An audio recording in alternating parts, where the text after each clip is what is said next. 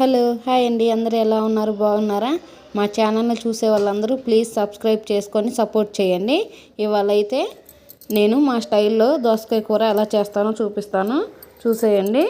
ముందుగా స్టవ్ వెలిగించి గిన్నె పెట్టుకొని దీంట్లో 2-3 స్పూన్లు ఆయిల్ వేసుకున్నాము.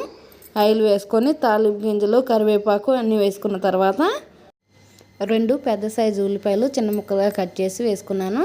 ఉల్లిపాయలు కొంచెం ఎర్రగా వేగిన తర్వాత 2 దోసకాయలు కూడా మనం ఇలా చిన్న ముక్కలుగా కట్ చేసి వేసుకుందాము.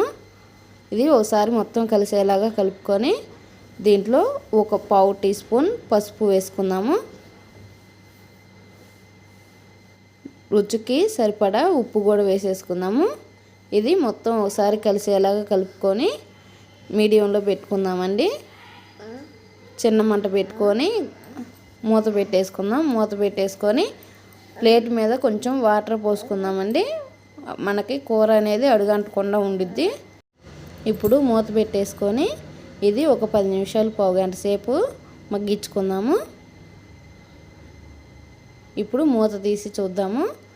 ఇలా కూర సగానికి పైన మగ్గినాక దీంట్లో 1 స్పూను ధనియాల పొడి వేసుకుందాము. తగినంత కారం కూడా వేసుకుందాము. ఇది మొత్తం ఒకసారి కలిసేలాగా కలుపుకుందామండి.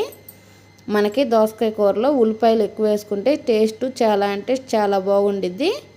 ఒకసారి ట్రై చేసి చూడండి. ఇప్పుడు ఇది ఒకసారి కలుపుకొని మూత పెట్టేసుకుందాము. ఒక 5 నిమిషాల పాటు ఉంచి ఇంకా స్టవ్ ఆపేసుకుందాము. కూర అయితే రెడీ అయిపోయింది. మా ఛానల్ని సబ్స్క్రైబ్ చేసుకొని సపోర్ట్ చేయండి. ఇలాగే అందరు సపోర్ట్ చేయాలని కోరుకుంటూ, నచ్చితే లైక్ చేయండి, షేర్ చేయండి, సబ్స్క్రైబ్ చేసుకోండి. Bye bye.